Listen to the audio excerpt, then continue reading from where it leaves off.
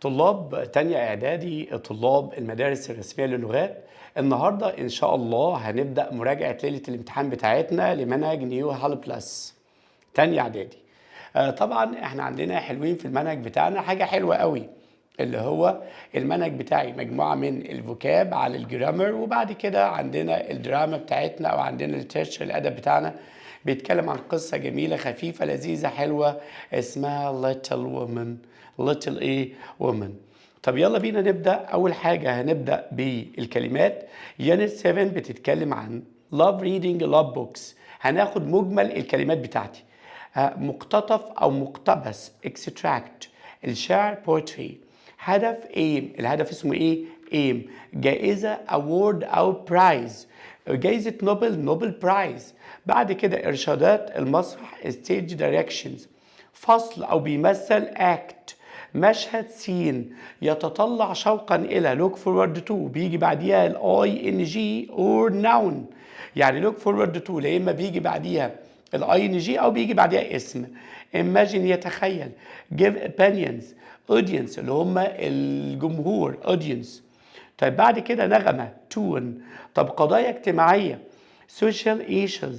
اوكي personal judge. موضوع theme. خسارة lose.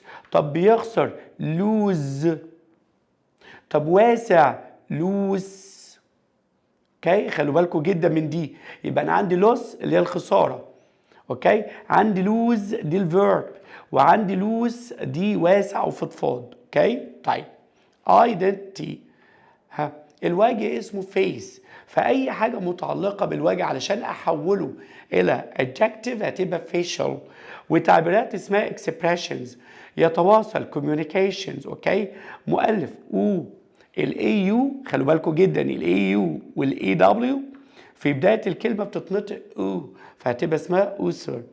curiosity معروف أو مشهورا به well known famous equal famous. وزارة ministry. يحتفل celebrate. قصيدة poem. بيت شعر يعني line البيت الشعري ممكن أقول عليه verse or line. طب سيرة ذاتية biography. السيرة الذاتية bio، أي حاجة أقولها bio equal life. طيب في حاجة بقى تانية اسمها autobiography، ودي سيرة بيكتبها الشخص بنفسه. publish put شاعر. inspire purpose غرض. kingdom مملكة. divide بيقسم. imagination خيال. discussion مناقشة. performance أداة جاية من الفيرب إيه؟ perform. يبقى perform دي الفيرب. طب النون بتاعها performance. أوكي؟ طب سرعة وإيقاع pace. emotion perform يؤدي، فالمؤدون اسمهم performers. يعبر عن المشاعر express feelings. poetry slams اللي هي مسابقات الكومبيتيشنز بتاعت البويتري بتاعت الشعر. جد serious. اوكي بعد كده ايماءات gestures. creative international careers catcher lifetime literature اللي هو الادب، وبعدين enjoyment اللي هو الاستمتاع. بعد ما خدنا الكلمات بتاعت يونت 7 تعالى ما نحل عليها. The E of catcher supports all programs. بتاعتي الثقافة بتؤيد وتدعم وتساند كل البرامج الثقافية. يبقى أنا عايز office ولا ministry ولا factory ولا hotel؟ لا ministry. عايز أقول الوزارة. She studies at university. She likes novels very much. ده novels روايات. يبقى هي بتدرس science العلوم ولا الماس ولا الميوزك ولا literature؟ it's literature الأدب. She wrote a short about her school. هي كتبت قصيرة عن مدرستها، يبقى على طول poem. طيب اوكي is a part of a play novel or poem. هو جزء من مسرحية، من رواية، من قصيدة. جزء. هل هو بوت شاعر ولا اكت بيمثل ولا سين؟ معناها مشهد او منظر ولا اكستراكت؟ طيب هو لو مسرحيه هتبقى سين، يعني هي لو مسرحيه هتبقى سين يعني مشهد او منظر. اوكي انما انا عايز اقول جزء من كمان روايه، يبقى انا بقتبس، هتبقى اسمها حلوين اكستراكت. اوكي is words that sound the same. يعني هي كلمات صوتها نفس الصوت هتبقى ايه؟ rhyme اللي هو النبرة او النغمة الصوتية. اوكي؟ poetry helps us to express our. الشعر بيساعدنا ان احنا نعبر عن ايه؟ التولز الادوات بتاعتنا، ولا الكلوز الملابس، ولا البلانز الخطط، ولا الفيلينجز المشاعر؟ لا، بيعبر عن الفيلينجز المشاعر بتاعتنا. The A spoke with confidence on stage. stage يعني ايه؟ خشبة المسرح. مين بقى اللي بيتكلم على خشبة المسرح بكل ثقة؟ التيتشرز نو.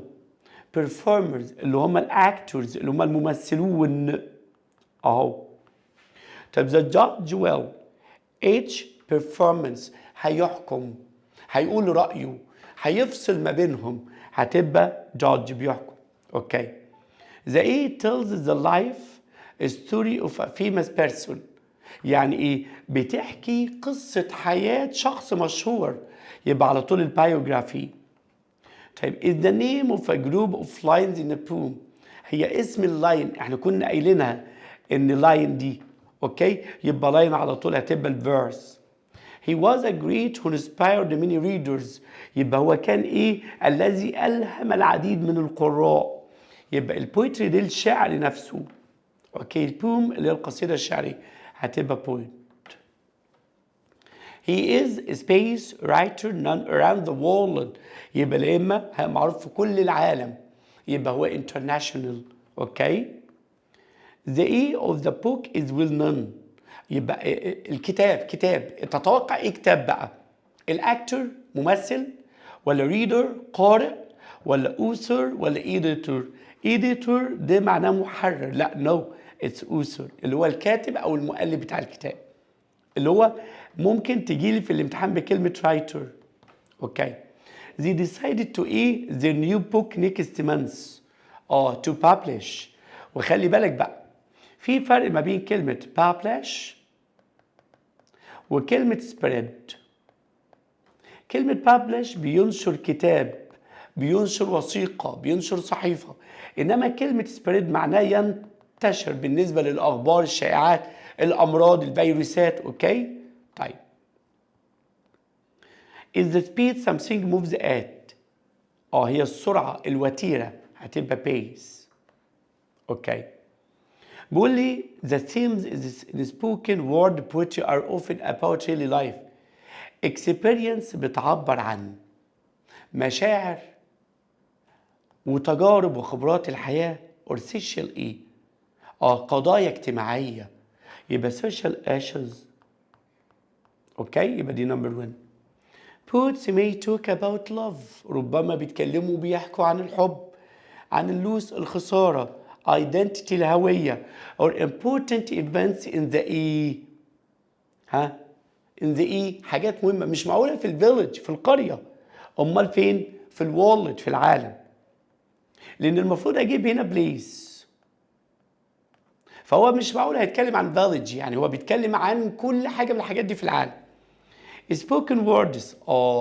خلي بالك الكلمات الشعرية دي بتبقى كلمات لها معنى، والشعراء بتبقى عالم، يعني ربنا مديهم يعني مديهم العبقرية انهم يقدروا يعبروا عن اي حاجة بتحصل في كلمات. can be serious or يبقى ايه عكس كلمة serious؟ funny or a mix of both، خليط منهم هما الاثنين. the most thing is that the poet's voice and feelings are clear and the most ايه بقى؟ اكتر حاجة مهمة، اكتر حاجة مهمة. يبقى انا عايز اجيب بعد ذا موست هنا ايه؟ صفة طويلة.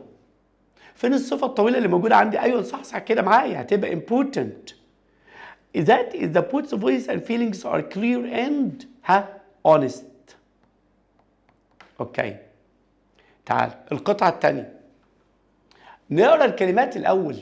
اول حاجة بوكس كتب، فويس صوت الانسان، ساوند صوت الاشياء على طول كده. بريزنت يا اما بيقدم يا اما البريزنت اللي هي الهديه. الايف حي على قيد الحياه. سبوكن صفه او توصيف ثالث للفيرب سبيك. ووردز كلمات. Spoken word poetry is a type of performance art art يعني ايه؟ فن عرضي، فن تمثيلي. where poets their work allowed. بيعملوا ايه؟ تعالى واحدة واحدة. يعني حيثما الشعراء. انا ناقص عندي هنا verb، اوكي؟ هل بوكس ولا voice noun بمعنى صوت، ولا present بيعرضوا بيقدم؟ هتبقى present اللي هي equal show، اوكي؟ introduce. It's not only about the E on the page but also how they are. ليس فقط عن ايه البيج صفحة، يبقى الصفحة فيها ايه يا شباب؟ words كلمات، اوكي؟ words كلمات. but also خلي بالك في قاعدة اسمها not only، دي قاعدة إضافة. but also ليس فقط ولكن أيضا، يعني إن أنا بعمل إضافة للموضوع، أوكي؟ but also how they are the tune. how they are إيه؟ pace الوتيرة and emotion of the poets إيه؟ كل مشاعر they are إيه؟ قول ورايا. يبقى on the page، يبقى أنا خدت الوردز خلاص وخدت كلمة present but also how they are، لكن أيضا إيه؟ they are spoken بالطريقة اللي بيتم التحدث بيها. أنا كنت مستنيك هتيجي تقول لي ما قاري يا مستر، لا إما بيجي بعدها نون، لا إما adjective، لا إما بيجي بعدها الفيرب مضاف له ING. هقول لك دي passive مبنية للمجهول. إن أنا أجيب أما وإذا وار بلس الفيرب بلس الباست participle من الفيرب، يبقى are spoken بالطريقة التي يتم التحدث بيها.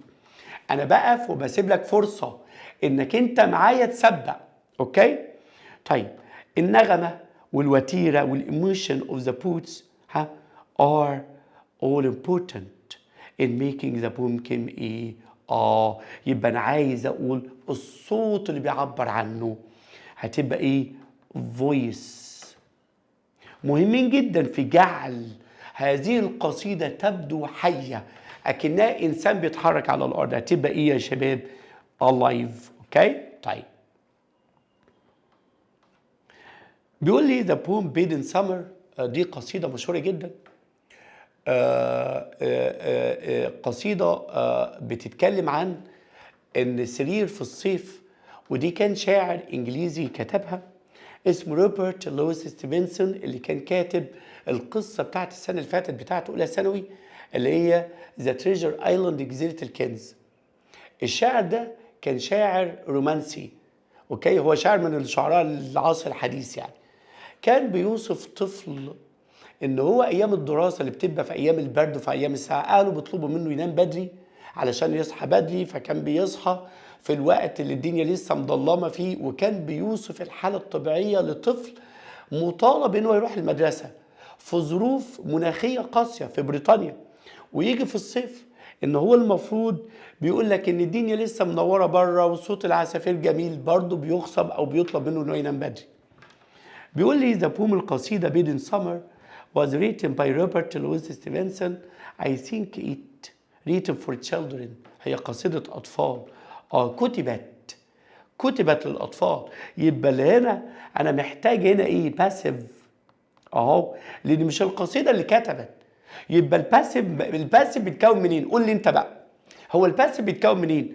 بيتكون من الفيرب تو بي على حسب زمن الجمله بلس الباست بارتيسيبل على طول.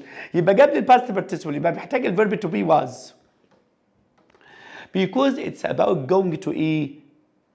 when it's still light outside. ان هو يروح ينام والدنيا لسه منوره بره. يا جماعه في صوت عصافير والجو جميل والحياه حلوه، هتبقى على طول ايه؟ ان هو يروح ينام bed. The child is the E has been sent to bed. the child ايه بقى؟ بيقول لي the child in the ايه؟ مبكرا أرسل للسرير مبكرا but he is not happy because he wants to play outside. يبقى نجيب هنا علشان نقلل، يبقى عايز يلعب outside، عايز يلعب بره، يبقى أنا خدت outside، أوكي؟ يبقى أنا عايز أقول إن الطفل في القصيدة يبقى إيه؟ poem اوكي has been sent to bed مبكرا early. اوكي طيب تعالى هنا بقى. يعني انا عملت الحركه دي علشان ابين لك ان مش اول كلمه تحلها هي اول حاجه. In the poem Bed in Summer by Robert Louis Stevenson the bed has been مبنيه للايه؟ للمجهول. يبقى موضوع وضع بالقرب من الشباك يبقى put. يعني سرير الطفل كان جنب الشباك.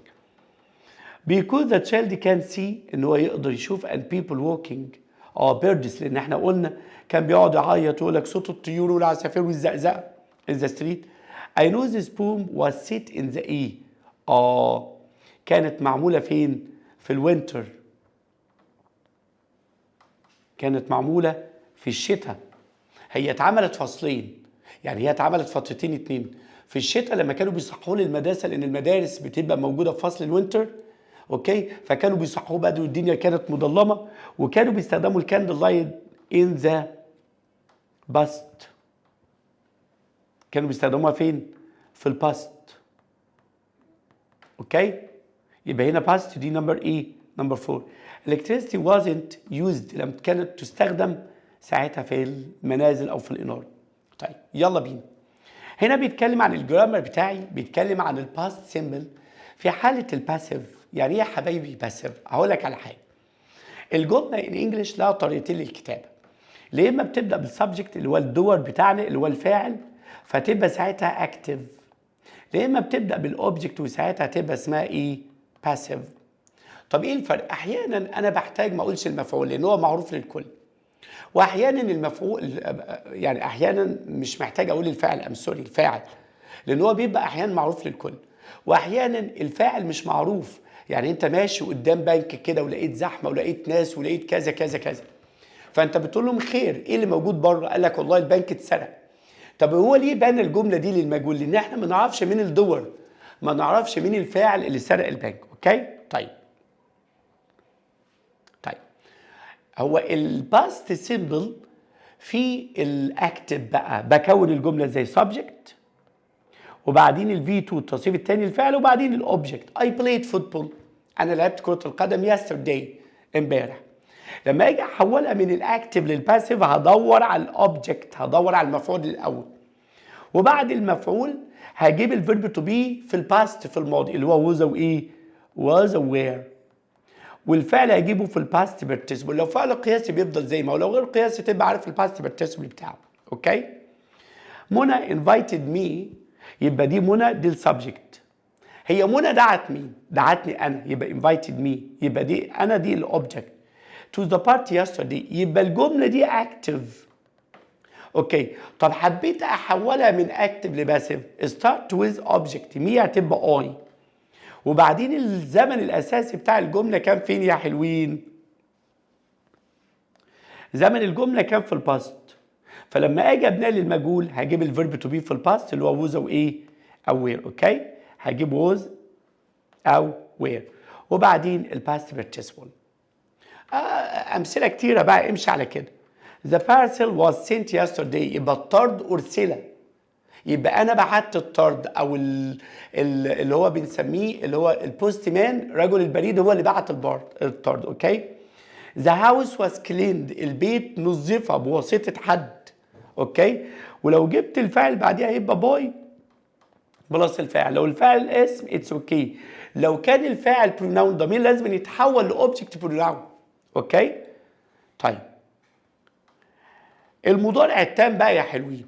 قول لي بقى المضارع التام في المعلوم بيتكون من سبجكت هاف هاز زائد الباسيف بارتيسيبل. لما اجي احولها من اكتف لباسيف هروح جايب الاوبجكت وبعدين هاف وهاز على حسب الاوبجكت مفرد ولا جمع وبعدين بين التصريف الثالث من الفيرب تو بي زائد الباسيف بارتيسيبل.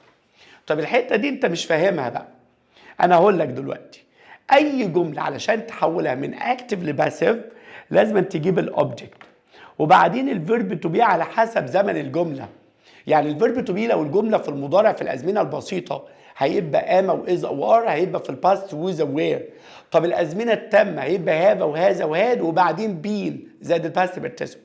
يعني هيبقى الفيرب تو بي مشترك ما بين كل الازمنه على حسب زمن كل جمله وكله بياخد الباست بارتيسيبل. اوكي يلا بينا على الحل مباشره.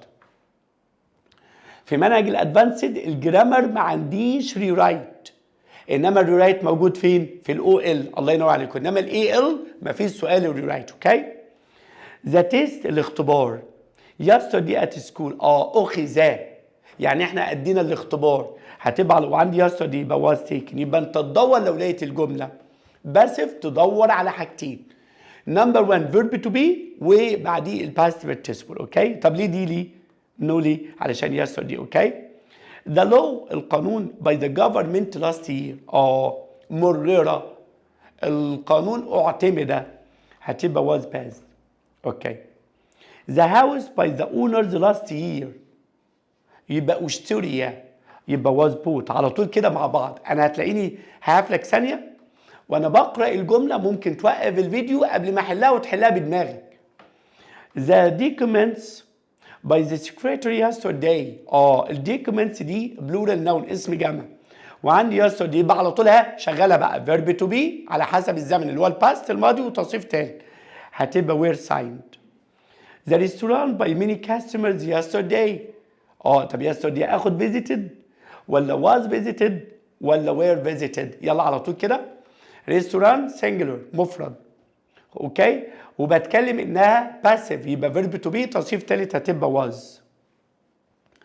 the news الاخبار. وهتكون مفكر ان دي اس الجامعه، لا ده دي بنسميها اس من اصل الكلمه، لان نيوز بتمثل الاتجاهات الرئيسيه الاربعه نورث ايست ويست ساوث، يبقى هتبقى was heard. طب يا مستر لو جاب لي where؟ لا.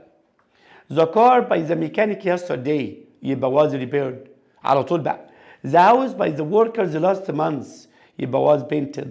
the chairs to the next room نقلوا. تعالى هنا بقى، مش جايب لي دلاله زمنيه، يبقى are move غلط لانها تبقى are moved. having moving it's impossible، يبقى لا اما has being moved، مفيش حاجه اسمها have او has هيجي بعديهم بي مضاف لها اي ان جي، فبالتالي هتبقى have been moved لان انا بدور على الباسيف. اوكي. the window by علي انا عايز اقول ان الشباك كسر بواسطه علي، يبقى علي هو اللي عمل ايه؟ هو اللي كسر الشباك. هيبقى ايه بقى؟ the window الويندو مفرد ولا جمع؟ لا ده مفرد، يبقى هدور على اي حاجه فيها اس. اوكي. اكتف ولا باسيف؟ باسيف. جايب لي دلاله زمنيه؟ لا مش جايب لي دلاله زمنيه، يبقى على طول بروكن. لا هاب بروكن دي مع الجمع هتبقى has been broken. a new hospital in our town has been built ولا have been built ولا has built ولا is built؟ is built دي ممكن، بس هنا جايب لي build في المضارع it's impossible، يبقى هتبقى has been built. the song many times today many times today مرات عديدة وما زالت، هتبقى has been played. the invitation cards this morning have been printed. the pictures by the artist last month يبقى البيكتشرز الصور هتبقى were drawn رسموا. the city او the city عايز تعملها في لابتي it's okay. the city was visited. اوكي. طيب يلا الجرامر في الاي ال بيجي فيه سؤالين، سؤال اللي تشوز، سؤال الاختيار اللي هو الاوبشنز ده اللي هو تشوز ذا كوريكت انسر، والسؤال الثاني سؤال الكوريكت او سؤال التصحيح. ذا هاوس ان 1990 ان زائد سنه فاتت على طول بتدل على الباست، خلي بالك جدا من دي. طب لو بدل ان جاب لي سينس تختلف، سينس دي يبقى على طول باخد البريزنت بيرفكت، باخد مضارع تام. انما جاب لي ان زائد فتره زمنيه يبقى باست، يبقى was built. اوكي. the windows have been على طول تصريف ثالث cleaned. the letter has been ثالث sent. the package this morning هتبقى has been والتصريف الثالث زي ما هو delivered.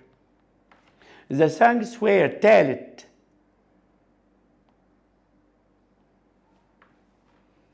okay. the homework has been finished. okay.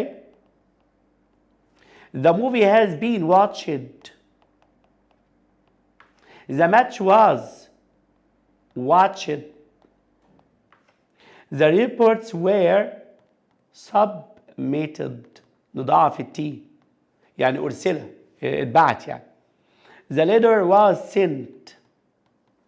The car last week last week من الكلمات اللي دل على ايه؟ قول يلا بسرعة. الباست سيمبل يبقى was repaired.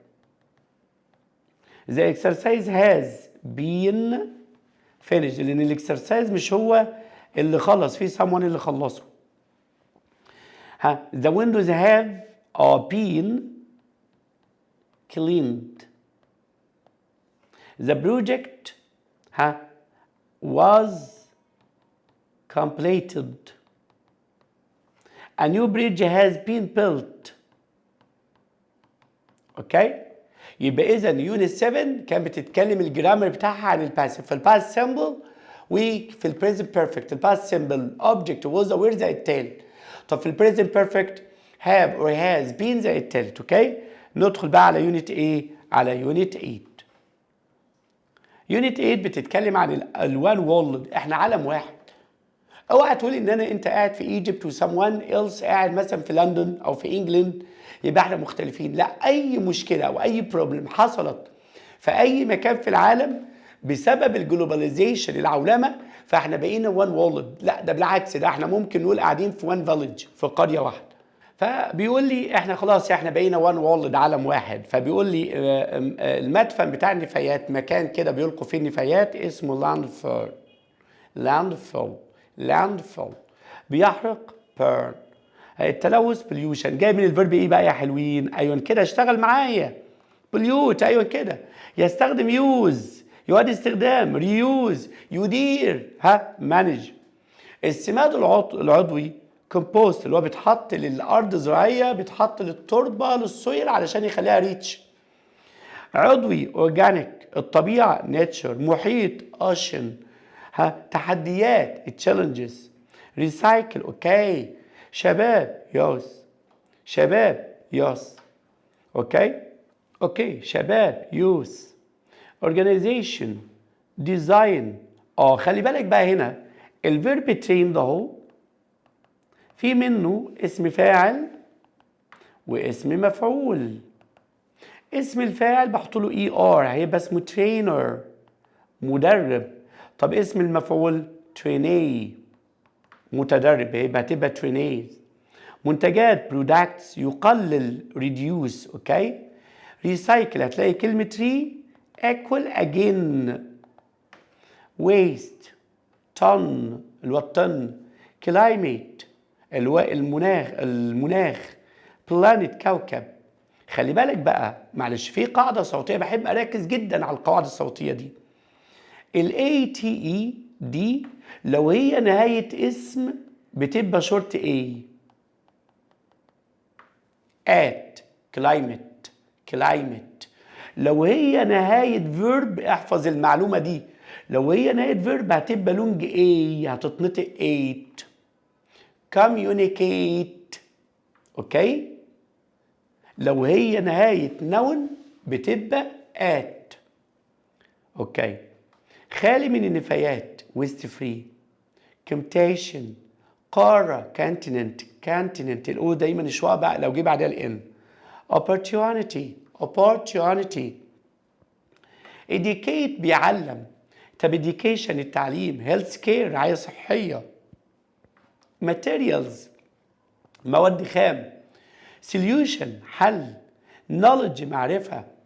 safety سلامة. categories فئات. take part in يشارك فيه بتساوي كلمة share. اوكي. بتساوي كلمة participate in. اوكي. طيب يلا نحل يا حلوين على الفوكاب. وما تنساش ان المراجعة بتاعتنا بتاعت ليلة الامتحان دي بنراجع من excellence. اوكي. طيب is someone who looks after something. الشخص اللي بيهتم او بيخلي باله من حاجة. تعالى واحدة واحدة. هل بروديوسر منتج؟ لا. بوت شاعر. بايلوت؟ لا. بروتكتور جاي من بروتكت لو انت نسيتها يبقى بروتكت يحمي. طب بيعتني بشيء بيخلي باله منها هتبقى بروتكتور. اوكي. we must resources carefully دي adverb دي ظرف دي حال. لانها جايه مع verb. طيب ان احنا الموارد بتاعتنا هتبقى ايه؟ manage، ان احنا نديرها، نحسن استغلالها. اوكي. our is the only home we have، يبقى our planet هو الكوكب ده الوطن بتاعنا، فلازما ان احنا respect nature، نحترم الطبيعه، لازما ان احنا keep our planet clean. اوكي، فبلانت عشان ما تفكرش كلمه هوم تجري على كلمه ايه؟ village. اوكي. طيب يبقى we can make from food waste، يبقى compost. طب waste ايه means without anything needs to be thrown away، يبقى waste free. The people to recycle more، انهم دي something good ولا something bad؟ something good، يبقى we ايه؟ او the encourage. they learned how to sort waste. كلمة sort يعني يصنف، يعني مثلا في metals، في جلاس له مكان، في البيبر له مكان، وهكذا. دي بنسميها السورت اللي هو تصنيف. اوكي. مين اللي علمهم؟ هتبقى ترينيه.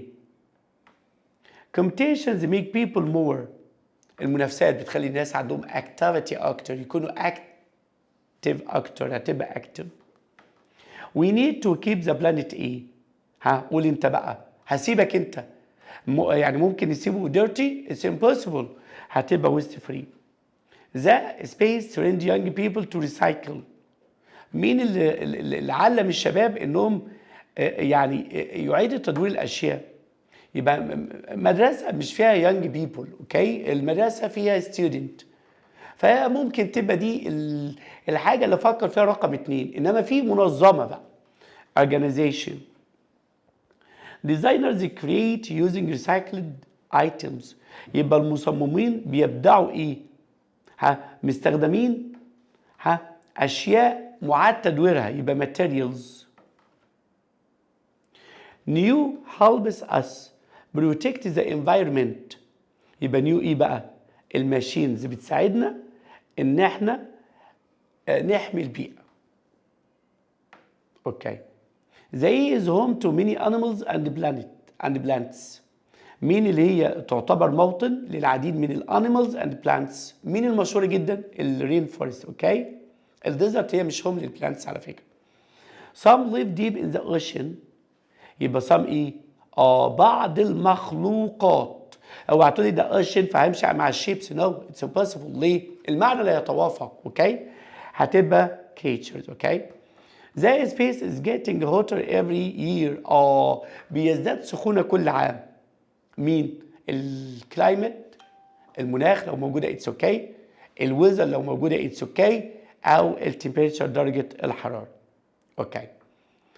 The Amazon rainforest، رئة الارض بقى، يعني غابات الامازون دي بيسموها رئة الارض، ودي بتنتج كميات هائله من الاكسجين، يعادل بيقول لك حوالي 30% من الاكسجين الموجود على الارض جاي بسبب الامازون رينفورست. is important because it helps to clean the air الهواء اللي بنتنفسه. يبقى عندي كلمة ايه؟ breathe. خلي بالك بقى، كلمة breathe breathe وكلمة breathe breath. ending with it's a verb بمعنى يتنفس، وبتنطق هكذا breathe. انما without it's noun بمعنى النفس، وتنطق هكذا breathe. we breathe. اوكي. it's home to animals and plants، هي موطن للحيوانات والنباتات. اوعى عينك تيجي على كلمة planets، no plants that are found nowhere else in the التي لا توجد في اي مكان اخر في العالم الا في الامازون رين فورست. اوكي، يبقى in the world because of climate.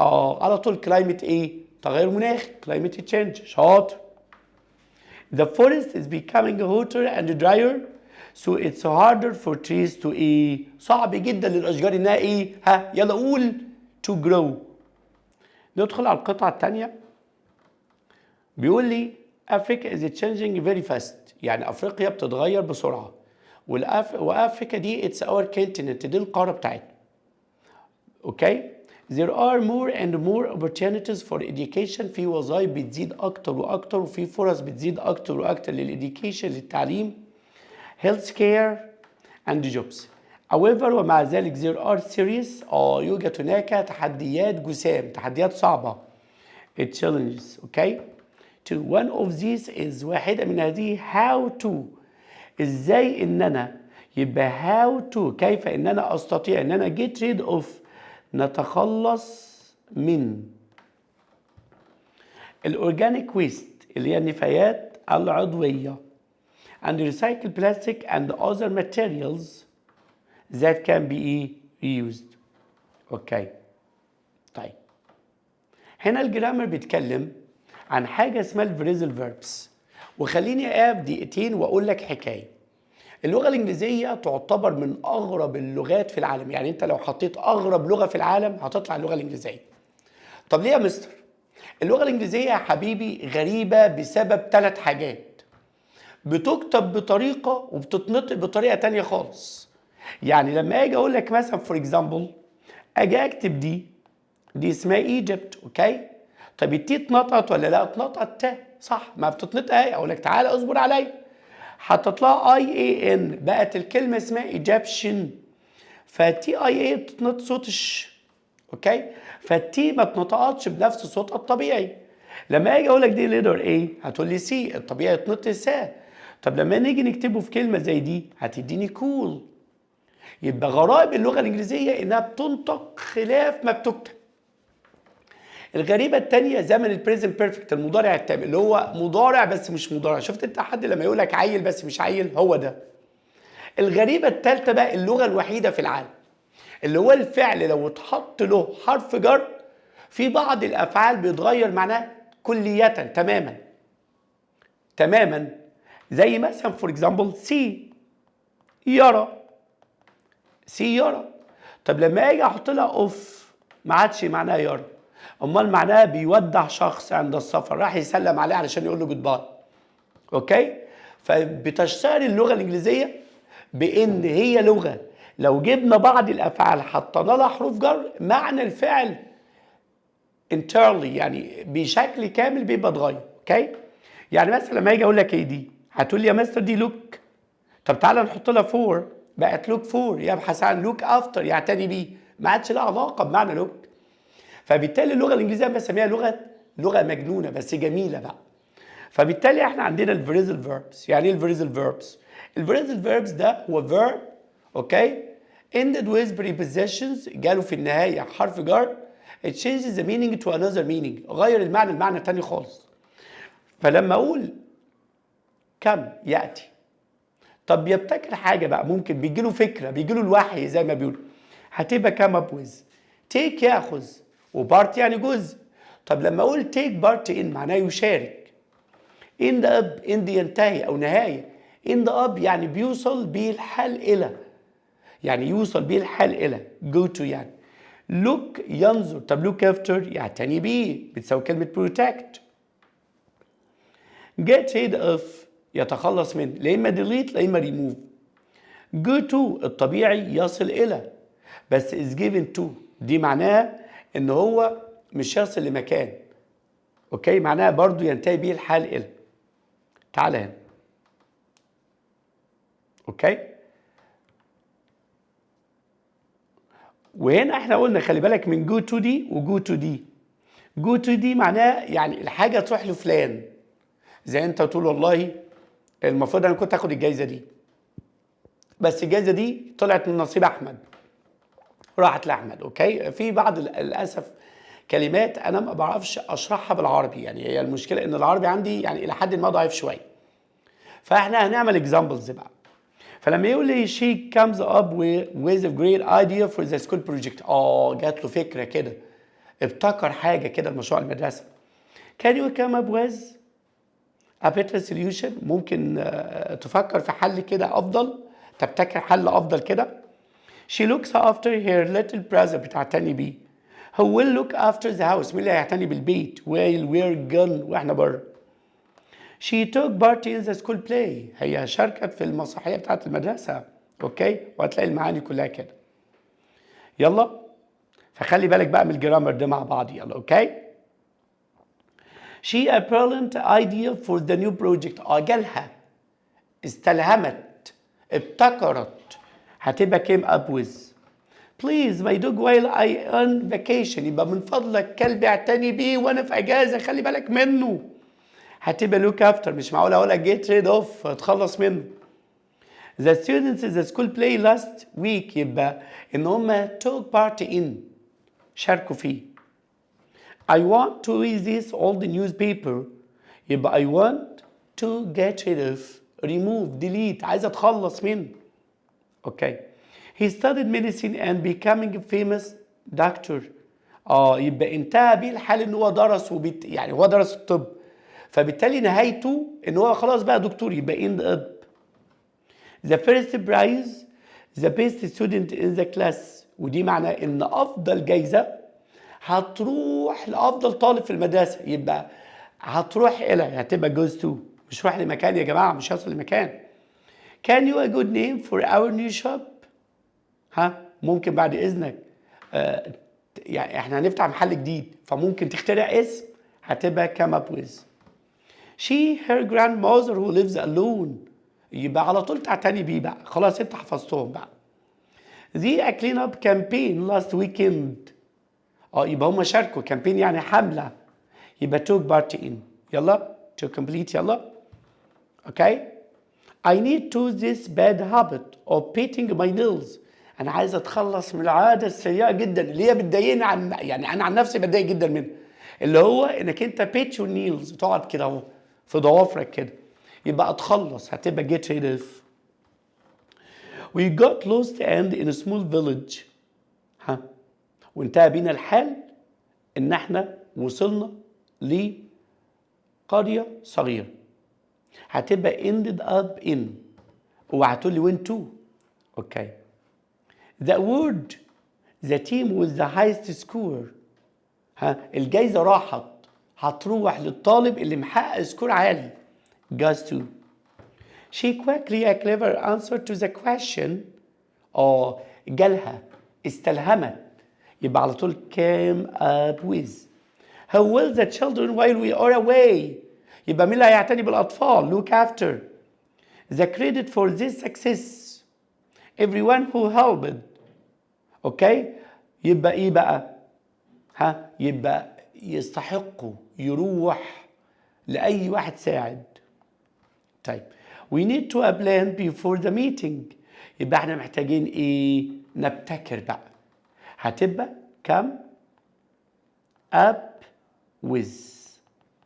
اوكي. who came up with تحفظ التعبيرات دي على بعضيها. she came up with ابتكرت قصة اخترعت فننت. I couldn't come up with أنا مش عارف أوصل لأي حلول. I need some to my plants يبقى look after. خلي بالك look ذات حرف جر لا أكتر من 12 معنى أو 18 يعني look up و look after و look for و look forward to وهكذا. look up بيدور على كلمة في قاموس. okay. She looked after the baby يبقى looked after. okay. The teacher looks after. He promised to look after يعتني بيها. Our team took part in. She was proud to take part لأن إن خارج الأقواس أهي. She all the negative thoughts يبقى got rid of. He got rid of. He ended up. sorry no المعنى أنا ما كملتش المعنى. يبقى he bad habits يبقى he got rid of bad habits. The middle goes to. The money goes to. okay.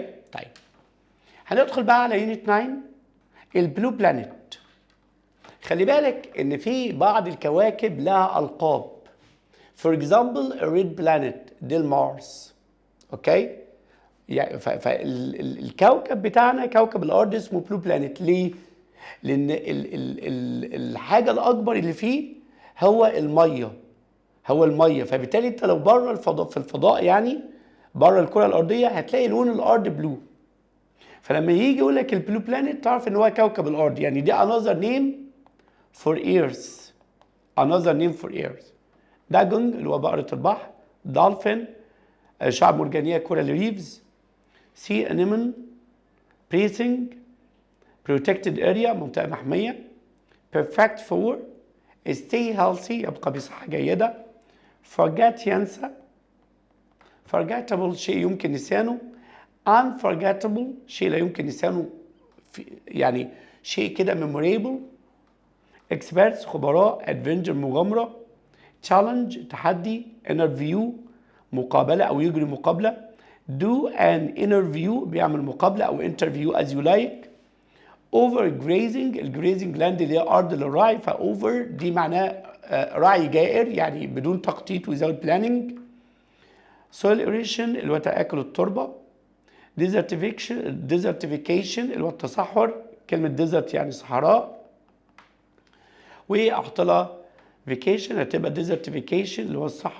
التصحر، هنجر الجوع احط لها واي بقت هانجري، بافارتي اللي هو الفقر، زراعة فارمنج، ينبوع ماء ساخن جايزر، وادي فالي، دب بير، غزال الشمال ريندير جاي من كلمة دير اللي هي الغزالة يعني، لاين فاش، تيرتل، ستينجراي، ويفز، أي حاجة متعلقة بالبحر، مارين أو أحط قبلها كلمة سي عادي، مارين لايف أو سي لايف، سناركل، سبيشيز، سنوركلينج، يستكشف بيدرس مكان هتبقى اكسبلور، بيوتي جمال، ادفرتايزمنت اعلان، رين مطر فريني ممطر، كروكودايل تمساح، هيبو فرس النهر، شارك اللي هو سمكة القرش، reasons اسباب، increasing population اللي هو زيادة عدد البوبيوليشن، في فرق ما بين pollution population، drought اللي هو الجفاف، manufacturing اللي هو التصنيع،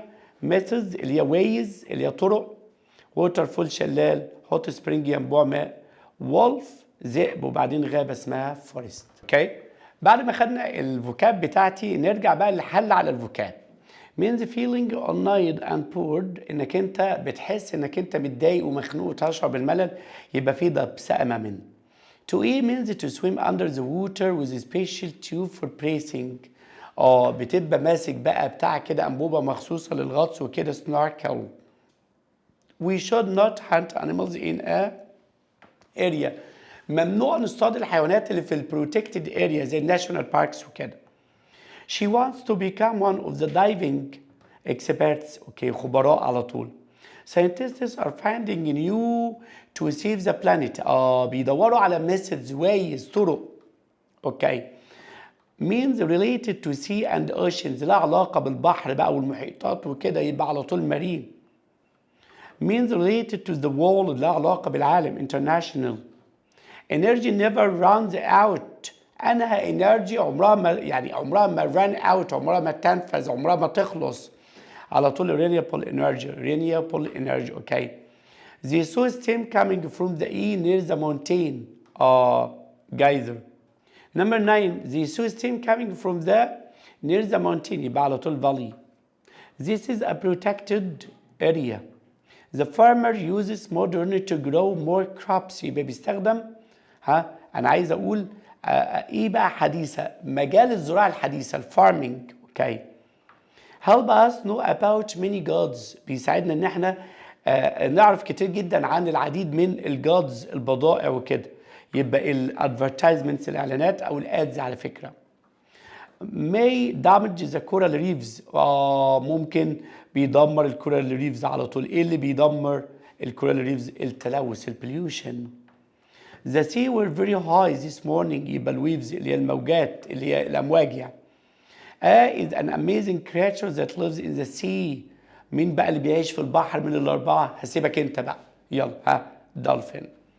نحل القطعة الأولى مع بعض. Desertification is a big problem for many countries. اللي هو التصحر هي مشكلة كبيرة جدا للعديد من الدول بسبب، طبعا عارفين، بسبب الجفاف.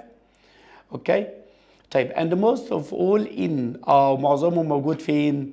في أفريقيا. It affects millions of بتؤثر على العديد من الناس people and can lead to بتؤدي إلى إيه؟ على طول بقى hunger للجوع and poverty. Desertification is when God farming land becomes too dry to grow anything. In many areas the E becomes weaker every year. يبقى ايه؟ الارض بقى بتبقى يعني اضعف وكده في الارض. اوكي طيب تعالى بقى على الجرامر. الجرامر بيتكلم عن حاجه اسمها الكوتشن تاج. عزيزي الطالب، يا مستر يعني ايه كوتشن تاج؟ هبسطها لك. الكوتشن تاج دي يا حبيبي له 3 اسماء. في ناس بتسميه السؤال اهو، في ناس بتقول عليه السؤال المزيل. ليه؟ لانه بيجي في ديل الجمله الخبريه. في ناس بتسميه السؤال العكسي. ليه؟ هقولها انت بقى. لانه عكس الجمله الخبريه، لو مثبته منفي، لو منفي مثبت. يعني انا هبين لك شرح السؤال الكويشن تاج من خلال ال3 كلمات دول. في ناس بتقول عليه السؤال التوكيدي. ليه يا مستر سؤال توكيدي؟ لانه يؤكد على معنى الجمله الخبريه بمعنى أليس كذلك. بمعنى اصح هو عباره عن جمله statement او جمله statement كوما followed by a question جاي بعدها سؤال. فلو الستيتمنت دي مثبته هيكون نيجاتيف، ولو هي منفيه هيكون مثبت. علشان كده بنقول عليه السؤال العكسي. That lady is reading a good book. يبقى is مثبته هتبقى isn't. lady ما ينفعش اجيب النون، لازم يتحول الى ضمير. اوكي طيب those students haven't passed their exams or haven't هي منفيه يبقى مثبتها have، والستودنتس ما ينفعش اجيب students لازم احولها الى ضمير. اوكي هنا بيقول the queen of England is over 90 هتبقى isn't she. يبقى علشان اختار السؤال المزيل ابص على الجمله الخبريه الاول فيها فعل مساعد ما فيهاش. لو فيها فعل مساعد اجيبه، لو كان مثبت هيكون منفي، لو كان منفي هيكون مثبت. تمام طيب اوكي. طب لو ما فيهاش هروح اجيب do او does او did وانفيهم. وخلي بالك لو انا عندي موجود في الجمله الخبريه I am في السؤال المزيل بتاعها aren't I. ليه؟ والله انا سالت السؤال ده قبل كده وانضربت بسبب الكلمه دي. ليه؟ قال لك لان السؤال المزيل لازم ينكتب شورت فورم، يعني بالصيغه اللي هي الشورت دي اللي هو مش از نوت، لا اقول عليها ازنت، اشيل اللي هو احط مكانها الابستروفي اللي هي الصيغه القصيره يعني. اوكي فقال لك لازم ينكتب بكده. فلما اجي اجيب امنت ما ينفعش لها اختصار، ما ينفعش امنت، فاي تعامل معامله وي.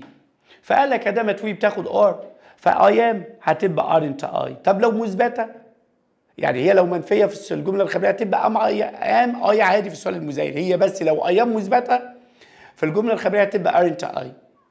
طب ليتس طبعا بتستخدم فور سجيشن للاقتراح فهتبقى شال وي. اوكي طيب يلا. they are said عندي are على طول ها are مثبته aren't منفيه. you won't tell anyone هنا won't هتبقى will. she is very kind is جاي بعدها صفه يبقى اختصار ل is يبقى على طول isn't she. اوكي I'm late ما ينفعش اقول I'm not no it's impossible. ليه؟ لان am not لا تكتب اختصارا يبقى وانا مغمض كده aren't I. she goes swimming every week goes ما فيش عندنا فعل مساعد يبقى doesn't she. he's Egyptian يبقى isn't he على طول. I had dinner an hour ago had دي هل هي فعل مساعد ولا فعل اساسي؟ فعل اساسي بيجي بعدها اسم، فعل مساعد بيجي بعدها تصريف ثالث. لا مش جاي بعدها تصريف ثالث يبقى ماضي يبقى didn't I. منى will help me منى هتساعدني won't she. you were very clever didn't he. ده هنا didn't، يبقى هنا فعل تصريف تاني على طول said. It looks like we ought to be getting out of here quickly. it looks قول انت بقى، هتبقى doesn't. They didn't يبقى did. You took some photos of course. took يبقى didn't you. Hala never goes shopping alone. Hala never goes دي يا حبيبي مثبت ولا منفية؟ منفية. سؤال مثبت هيبقى does she. Well wasn't late for school. هتبقى was he. أحمد cut his finger. تعالى هنا بقى، أنا طالب منك كطالب متميز تحدد دي ماضي ولا مضارع. هتيجي تقول لي دي مضارع ولا ماضي؟ ما هو الاول زي التاني. اقول لك لا، الفعل في المضارع له شكلين، لا اما ساده لا اما قول سكر زياده. سكر زياده فيه الاسم اي وشي وات، ساده مع اي ويو وي وزي. طب احمد ادامت الفعل اوله زي تانيه مضارع شبه الماضي بتاعه وما فيهوش الاس يبقى هو ماضي. اوكي، يبقى احمد كات هتبقى didn't he. احفظها كده. اوكي يلا. She's clever isn't she. We were telling us هتبقى weren't we على طول كده. There is nothing wrong with my idea. هتبقى على طول ايه؟ There is nothing. اوعى تغلط غلطة عمرك وتيجي تقول لي ده هنا الجملة مثبتة هجيبها isn't. No it's impossible. هتبقى is there. هي الاسم الوحيد بتتحط زي ما هي، انما this وذات بتتحول لإت او الى هي او شيء على حسب هي مين. We have never been to Aswan before. هتبقى have we. يا مستر صح انت بتنام ولا ايه؟ ده هنا بيقول لي have مش منفية يا بابا، عندك never. You didn't call me did you. They are going home from school. هتبقى are they. She didn't do homework last Monday, did she? He could buy a new car, couldn't he? Kevin will come tonight. Kevin. Okay? هنا will قول بقى. Won't he? I'm clever, aren't I? She's your sister, isn't she? They don't like pizza, do they? He can drive, can't he? We won't come late, will we? We saw dolphins on vacation last year. هتبقى ايه؟ didn't we?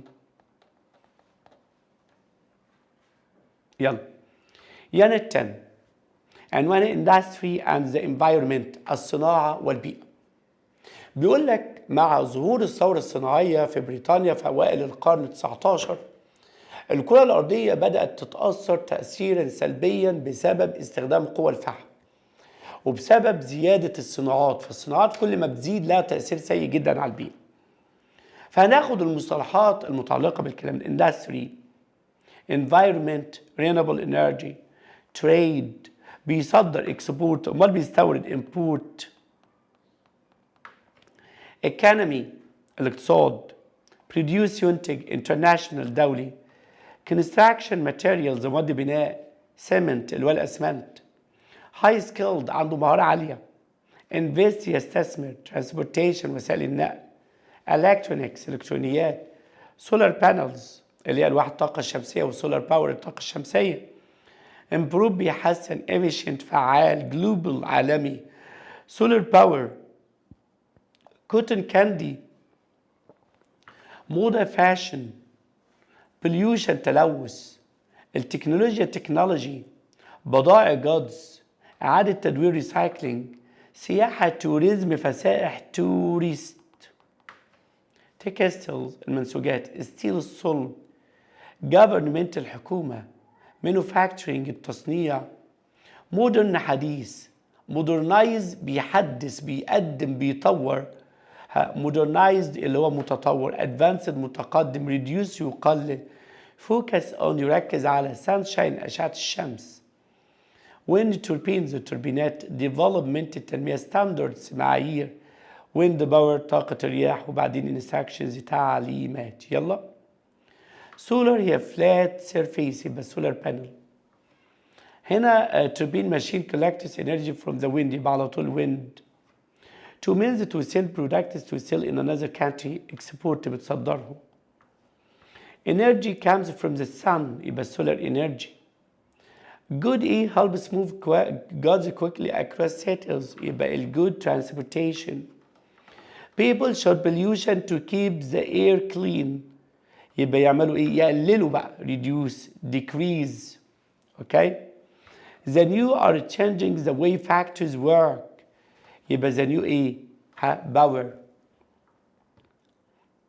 energy is becoming cheaper and cleaner solar energy.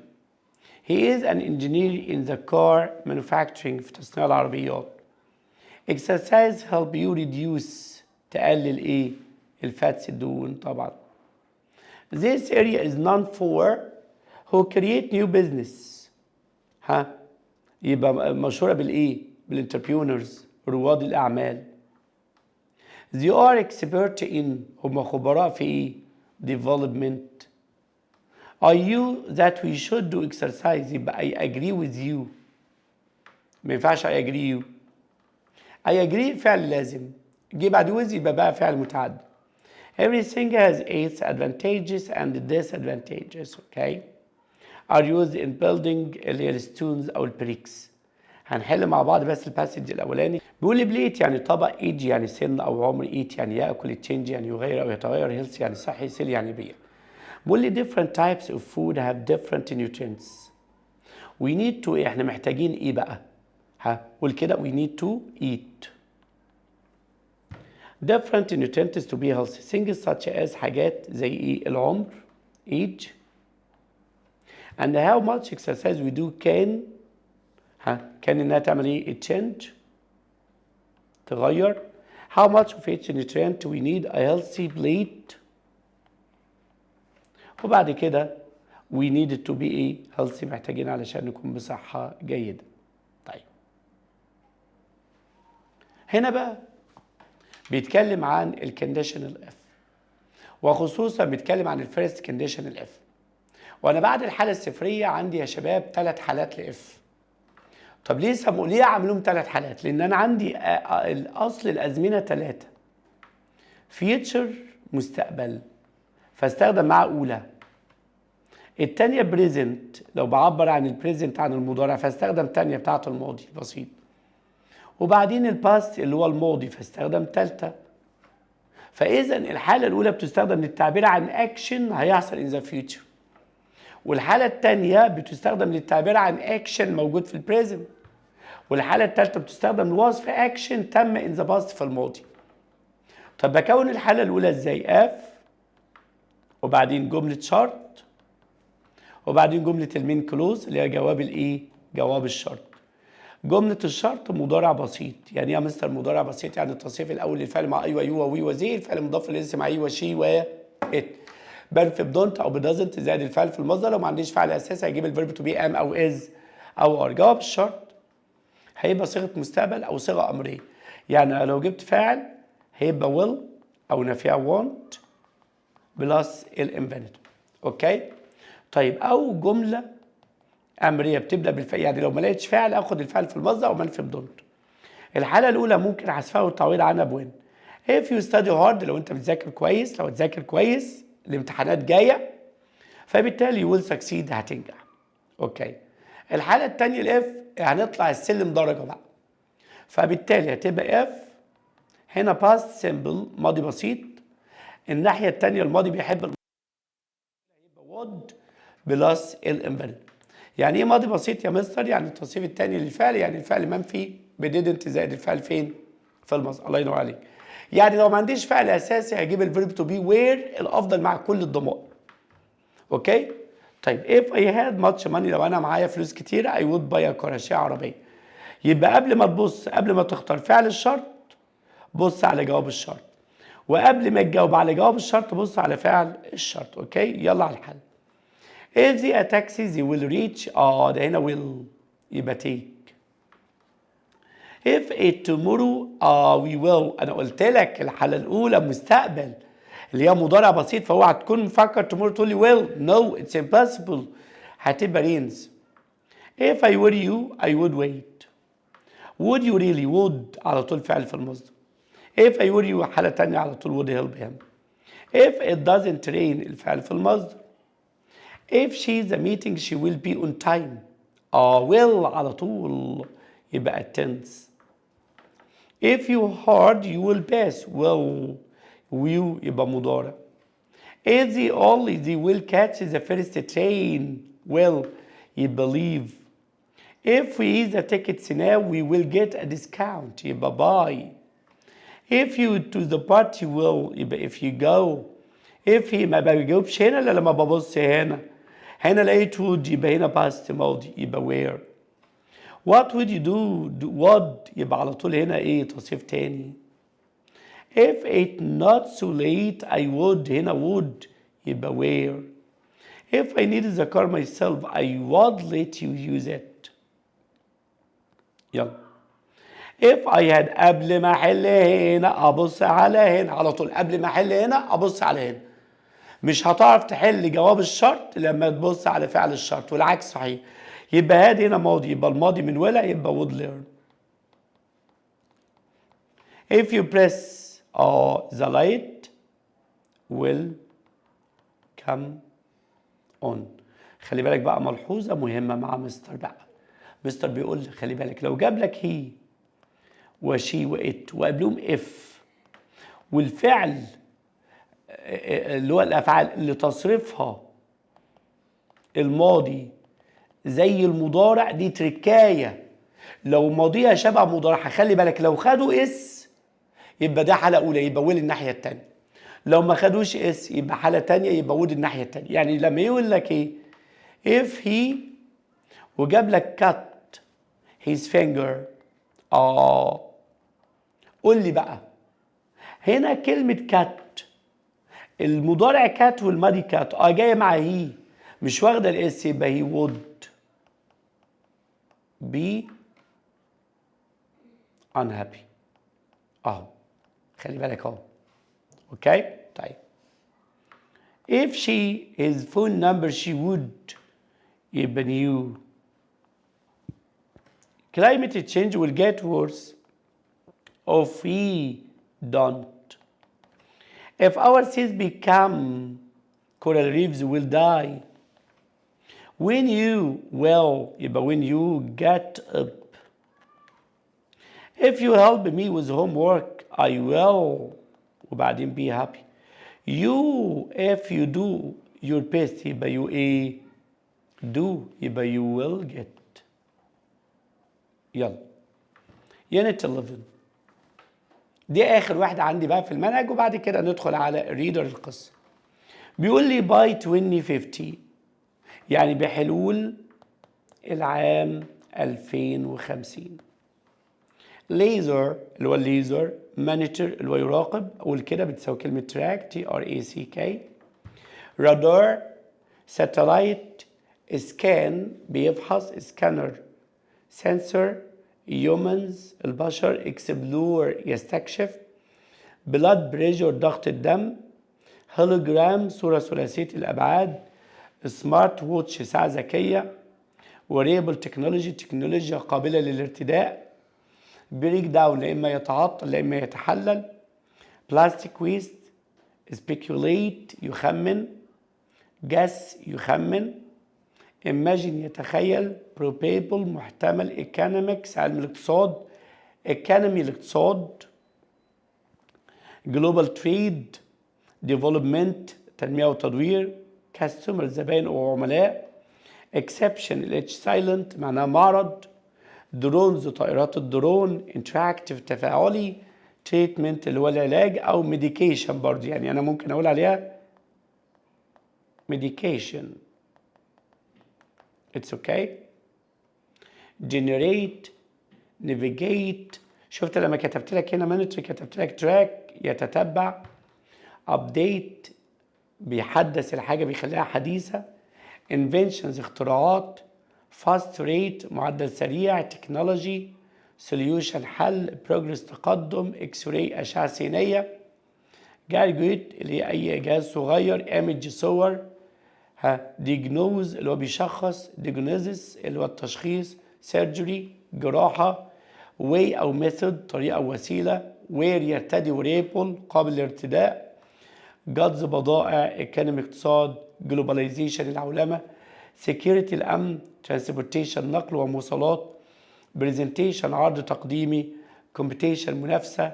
ويدز أعشاب ضارة. وبعدين إن كونكلوشن معناه وختاما. يلا بيقول لي are things to buy and sell that are transported by road. يبقى على طول goods بضائع. is a medical treatment to repair or remove part of person's body. يبقى surgery. wearable technology is a piece of technology that you can wear. هتبقى معلش هي دي المفروض كانت الفراغ هنا اهو، فهي دي الإجابة. Scientists often in what future robots will do. يبقى speculate بيتكهن. هلبس انشور كانت. طب جس يعني انا بقول لك فزوره فانت بتخمن الحل، يعني عشان ما تجيش تقول لي الاثنين شبه بعض يا مستر، عشان تقول لي الاثنين يا مستر شبه بعض. هلبس ensure a country is safe from attacks. يبقى security. The E showed how drones work in real time. يبقى على طول in real time. يبقى بيقول لي the E showed how drones work in real time. يبقى presentation is the use of advanced machines to help humans. على طول اعتبر technology. The E of new inventions help global development. هتبقى computation. There are a lot of kitchen in this store. هتبقى gadgets. Are wild plants which grow in a place where they aren't wanted. على طول الweeds. Means finding out what disease. هتبقى diagnose. Is the result of continuous effort and improvement. Progress. Scientists work at E to find better medical tools. يبقى على معدل سريع. Fast rate. The E system failed to detect the object radar. فشل ان هو يتعرف على الشيء. helps people live better. يبقى على طول البروجرس التقدم. الجرامر بتاعي طبعا عنوان اليونت كان بيتكلم عن باي 2050 بحلول العام 2050. وباي دي مع المستقبل من الكلمات الدالة على الفيوتشر بيرفكت تنس زمن المستقبل التام. الأزمنة التامة يا حبايبي يا حلوين كل زمن بيبقى له معلومة كده. تعالى أبسطها لك. بص لي هنا. لو عملنا جدول كده وعملنا 3 عائلات للأزمنة وكتبنا هنا عائلة السيمبل وهنا عائلة الكونتينوس وهنا عائلة البيرفكت. اوكي. السيمبل يعني الفعل في شكله الأولي، يعني فعل واحد بس، يعني فعل واحد في الجملة. فالبريزنت سيمبل التصريف الأول للفعل أو الفعل المضاف للاسم عليه وشوائد. اوكي. طيب رقم 2 الماضي البسيط برضو الفعل في التصريف الثاني بلايد. الأزمنة المستمرة علاماتها دايما بي بلس الاي ان جي. فتلاقي المضارع المستمر هات الفيرب تو بي في المضارع اما ويز او ار بلس الاي ان جي. والماضي نفس النظام هات ووز وير بلس الفيرب بلس الاي ان جي. اوكي. طيب تعالى بقى الازمنه البيرفكت اللي هي الازمنه التامه دي. الازمنه يا حبايبي الازمنه التامه دي. الازمنه التامه دي يا مستر عامله ازاي؟ بتتكون من هاف او هاز او هاد زائد الباست بارتيسيبل. فلو مضارع تام يبقى عنوان الازمنه التامه لازم هاف زائد تصريف ثالث. فلو حبيت اقول مضارع تام هيبقى هاف او زائد ثالث. لو ماضي تام هاد زائد ثالث. طب لو مستقبل عنوان المستقبل ويل. ويل هتاخد ايه من الثلاثه؟ ويل هاف زائد ثالث. فالنهارده هنتكلم على المستقبل التام. كلمه تام يعني عندك هاف زائد ثالث ومستقبل يعني عندك ويل. اثبات ويل هاف زائد ثالث. نفي وونت هاف زائد ثالث. السؤال بقدم ويل على الفعل وبعدين هاف زائد ايه ثالث. ودي معناها ايه يا مستر؟ هو ايه الفرق ما بين البسيط والزمن المستقبل التام؟ تخيل كده انك انت معدي على ارض لسه فاضيه وهيقول لك هيبنوا هنا مدرسه السنه اللي جايه، لسه هيبنوا، دي مستقبل بسيط. طب عديت على المدرسه وهي بتتبني، هيخلصوا المدرسه دي على 2027. يبقى الحدث هيكتمل وينتهي في الايه؟ في الفيوتشر. يعني هنا ان انا interested in اكتر بايه؟ بالاند اوف ذا اكشن. اوكي؟ يعني بدايه الحدث مستقبل بسيط، الحدث من البدايه للنهايه دي مستقبل مستمر. طب اهتمامي بالاند بتاعت الاكشن يبقى دي مستقبل تام. ماما داخله عليك وانت بتذاكر، هتخلص امتى يا وائل؟ معرفش مين وائل ده. المهم، هتخلص امتى يا حبيبي؟ والله يا ماما هخلص على الساعه 5. فعلى ما الساعه تيجي 5 هكون خلصت. هو في دي فلسفه المستقبل التام. بيجي مع كلمه باي فتره زمنيه مستقبليه، او بيفور فتره في المستقبل. The workers is a bridge by هيكونوا خلصوه على نهاية هذا الشهر. يعني على ما نهاية الشهر هيجي يكونوا فعليا خلصوه. يبقى will have repaired. اوكي؟ by next summer على الصيف اللي جاي هنكون قررنا خطط الأجازة بتاعتنا. هتبقى will have decided. I hope أتمنى إنهم يكونوا يعني صرحوا قالوا النتائج قبل الاحتفال. يبقى will have announced. by this time next week يعني قبل الوقت ده الاسبوع اللي جاي هكون عشت في شقه جديده. هتبقى I will have lived. the students all their exams by July هيكونوا خدوا كل امتحاناتهم وكتبوا كل امتحاناتهم. by the time the guests arrive هيكون كل حاجه خلصت. يعني على ما يوصلوا هتكون فعليا الحاجه خلصت. هتبقى will have prepared. by next Monday على ما الاثنين اللي جاي يجي هكون بدأت وظيفة جديدة will have started. These building before winter comes هيكونوا خلصوا بقى المبنى will have completed. She her homework by the time her parents يبقى هتكون عملت will have done. By 2030 scientists a cure for the disease will have discovered. I think he is the book before the meeting قبل الاجتماع هيكون خلص قراءة الكتاب. هتبقى will have read. by next year على السنة اللي جاية these in this city 14 years. by وبعدين for زائد مدة زمنية هيكونوا عاشوا في البلد أو في المدينة دي بقى لهم 10 سنين. هتبقى will have lived. when you arrive I will have cooked dinner. by the time we get to the theater the movie will have started. he all the lessons by Friday هيبقى will have finished. يلا التعديل هناخد أول 5 نقط. The mechanic your car by هتبقى won't have fixed. next year we will have been in. I will have contacted.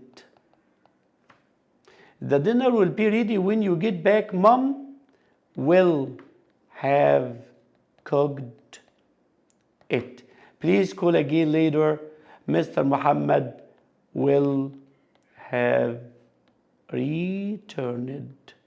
كده خلصنا مراجعة للجرامر، خلصنا مراجعة على الكلمات، وحلينا عليهم. يلا بينا على الامتحانات. حبايبي الحلوين، ورجعنا لكم من تاني تاني اعدادي تجريبي لغات مراجعات ليله الامتحان. ما عادش لينا الا الليتراتشر اللي هو الادب الريدر او الستوري بتاعتي بتتكلم عن ليتل وومن، ودي قصه من الادب الامريكي مش من الادب الانجليزي. وكلنا عارفين ان اي حاجه بتتكلم لغه انجليزيه اي دوله فهي محسوبه على الادب الانجليزي. اللي كتبتها كاتبه امريكيه اسمها لويزا ماي الكوت.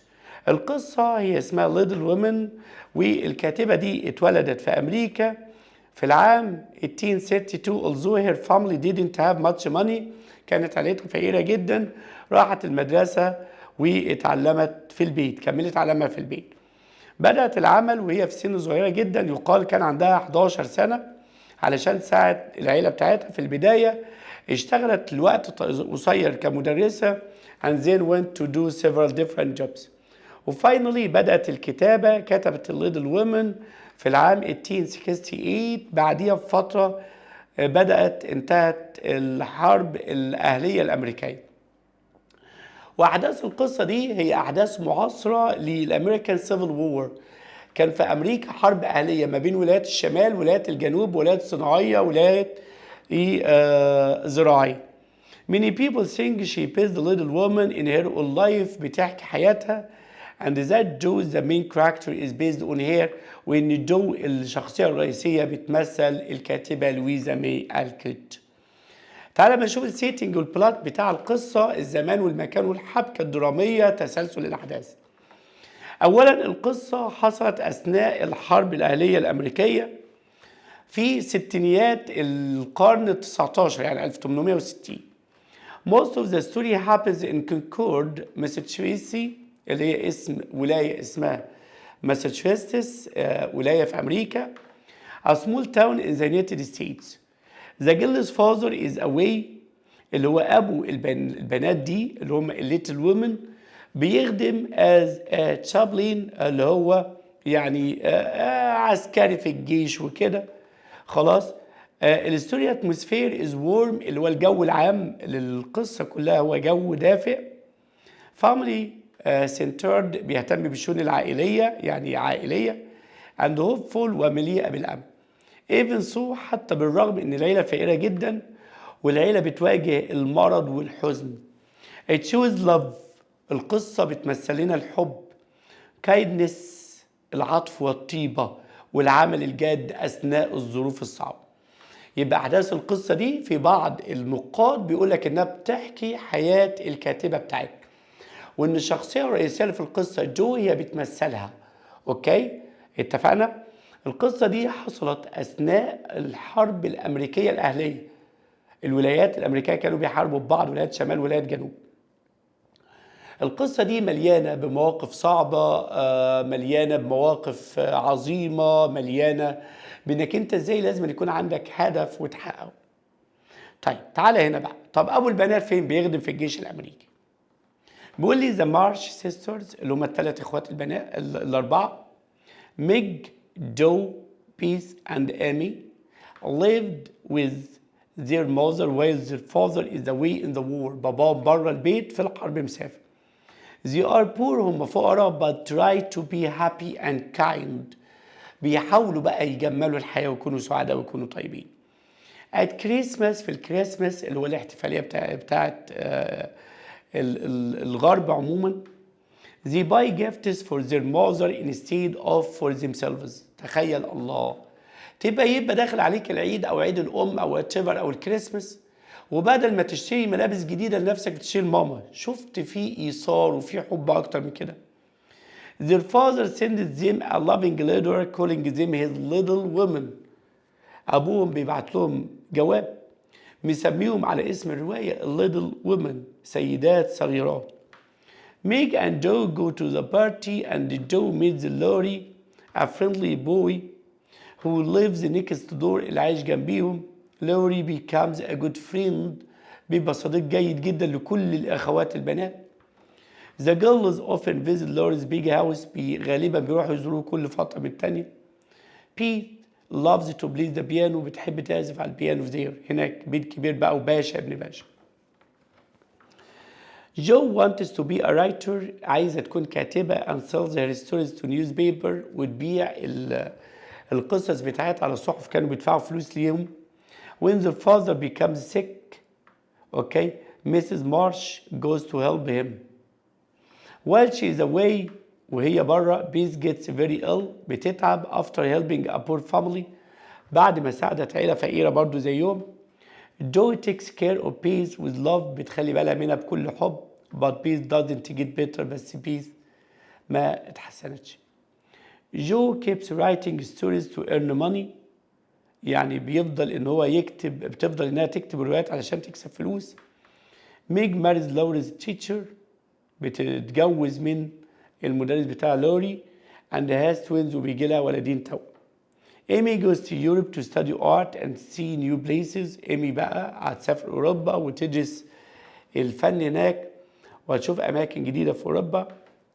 Joe works in New York. جو هتشتغل في نيويورك as a teacher and writer. When Joe comes home لما ترجع للبيت Beth is sick again. Beth dies quietly with her family beside her. بتموت في سلام وعيلتها جنبيها. The family is very sad but they stay strong together. They all remember peace, kindness and love each other always. الكاركتر بتوعنا عائلة مارش بقى. ميج مارش دي الاولدست سيستر، دي الأخت الكبيرة. kind, gentle and dreams of having a happy family and a comfortable home. جو مارش دي السكند سيستر اللي هي بتمثل الكاتبة بتاعتنا، ودي ايه الهيرو بتاع الايه بتاع القصة، المين كاركتر. she is independent، هي مستقلة. bold، جريئة. and loves writing، بتحب القراءة. بيس مارش الثيرد سيستر، very shy، خجولة جدا. sweet، حلوة. and selfless، مش أنانية خالص. she loves music، بتحب الموسيقى. and helps everyone. أمي مارش دي اليونجست، she is artistic، هي فنانة. proud، فخورة بنفسها وعايزة تكون غنية ومشهورة. مامي اللي هي ميسيس مارش اللي هي مامتهم، the loving mother who teaches her daughters moral values، بتعلمهم القيم. لوري دي سيدور لورنس اللي هو سيودور لورنس، الجيرل is kind and fun neighbor who becomes close to the family، وبيقرب من العيلة. طيب الشابتر الأولاني بسرعة كده. It was December، كنا في ديسمبر. and the four March sisters، وديسمبر دي طبعا في الكريسماس. والأخوة اللي من عائلة مارش الأربعة ميك، جو، بيس and Amy were sad، كانوا زعلانين جدا because they had no Christmas presents، ما جالهمش هدايا في الكريسماس. Their father was away at war، باباهم كان بره البلد في الحرب. and their mother decided not to spend the money on gifts، ومامتهم قالت يا ولاد نوفر، بابا مسافر وما معناش فلوس، فنوفر في الحياة وما نشتريش هدايا. Peace reminded her sisters that they still had each other and their parents' love. فبيس قالت لاخواتها ان احنا اهم حاجه في الدنيا دي، سيبك من الفلوس والاموال، احنا مع بعض ومعنا حب بابا وماما. Then she suggested buying gifts for their mother instead. The girls agreed happily، هم وافقوا بكل سعادة. That evening their mother came home with good news، رجعت البيت ومعها أخبار جيدة جدا. A letter from their father، جالهم جواب من باباهم إن the sisters were very excited and helped prepare dinner. فطبعا البنات لما سمعوا هذه الأخبار كانوا متحمسين جدا وساعدوا مامتهم في تجهيز العشاء. After supper، بعد العشاء، Mrs. Marsh read the letter aloud، قريت الخطاب بصوت عالي. In the letter، في الخطاب بتاعهم، their father told happy stories، حكى لهم حكايات سعيدة. and said he was proud of his little women، وقال لهم يا ولاد يا بنات يا حلوين، انتوا رجالة البيت، انتوا مخلين بالكم من ماما وما زعلتوهاش، فانا فخور جدا بيكم. loving words، الكلمات المحبة الجميلة جدا دي، ادت البنات الامل وخلتهم يشعرون بانهم يقربوا من بعض اكتر حتى لو هو بعيد جدا عنهم. كي دي الاسئله بتاعتنا. ندخل بقى على الشابتر الثاني. بيقول لك it was New Year's Eve، اللي هي عيد راس السنه. and Meg and Joe were invited to party at Mrs. Gardiner's house، وتم دعوتهم الى منزل مس جاردينر. ميج worried because he had no new dress or gloves. هي ميج طبعا قلقانه ولا عندها فستان جديد ولا جلافز تلبسه كنوع من انواع الاكسسوارات. but Joe said their old dresses were fine، بس جو قالت لا بس احنا عندنا فساتين قديمه تبقى كويسه. even so hers was burned at the back، حتى لو محروق من ورا، انا ما اعرفش هيلبسوه ازاي. the next evening، في المساء التالي، the younger sisters helped them get ready، اخواتهم الاثنين الصغيرين ساعدوهم انهم يجهزوا. do try to curl Meg's hair، بدأت انها تعمله كيرلي كده. اوكي but she accidentally burned it، لكن من غير قصد هي حرقته. اوكي يعني اليانجر حاولوا انهم يساعدوا جو، حاولت انها تعمل شعر ميج كيرلي بس حرقته. اوكي ميج managed to look nice and they went to the party، ما زعقتش ولا عملت اي حاجه. تخيل لو انت مكان ميج هتعمل ايه. at the party، في الحفلة، ميك talked with other girls، اتكلمت مع البنات الأخريات. but Joe felt shy and didn't enjoy the crowd، حست بالخجل وما حبتش الزحمة. she went to a quiet place and met Lori، a friendly boy who lived next door. وهي في مكان هادي كده قابلت ولد اسمه لوري اللي عايش جارهم يعني. they talked for a long time and quickly became good friends. Later Meg hurt her foot from dancing. Meg رجلها أصيبت من الرأس. And the sisters didn't know how to get home. والاتنين الاخوات اللي هي ميج وجو معرفوش ازاي يوصلوا البيت لان ميج كانت رجلها مكسوره. لوري kindly offered his grandfather's carriage to take them back. فلوري اللي كان اتعرف على جو عرض لهم ان هو ياخد الاثنين الاخوات في العربيه بتاعت جده. When Meg and Joe reached home, لما ميج وجو رجعوا البيت, Amy and Pace were still awake. لسه صاحيين مستنيين اخواتهم الاثنين. Excited to hear everything about the party and Joe's new friend لوري ويسمعوا الحكايات عن البنتين اللي كانوا بره. اوكي. The Marsh sisters اللي هم الاربع اخوات often visited لوري and his grandfather after the New Year's Eve party. بعد الحفلة وبعد ما تعرفوا عليه في الحفلة بدأوا انهم يزوروهم. Each girl enjoyed something different at their house. كل بنت كانت بتستمتع بحاجة مختلفة في البيت بتاعها. Peace loved playing the piano. Peace كانت بتحب تعزف على البيانو. احفظ الحاجات دي. Amy admired the paintings and statues. كانت بتحلم بالرسوم الزيتية اللي على الحيط اللوحات دي والتماثيل. Meg liked the gardens. Meg حبت الحدائق. And Joe and لوري enjoyed reading in the library. طبعا جو بتحب انها تطلع كاتبة فبالتالي كانت بتستمتع بالقراية.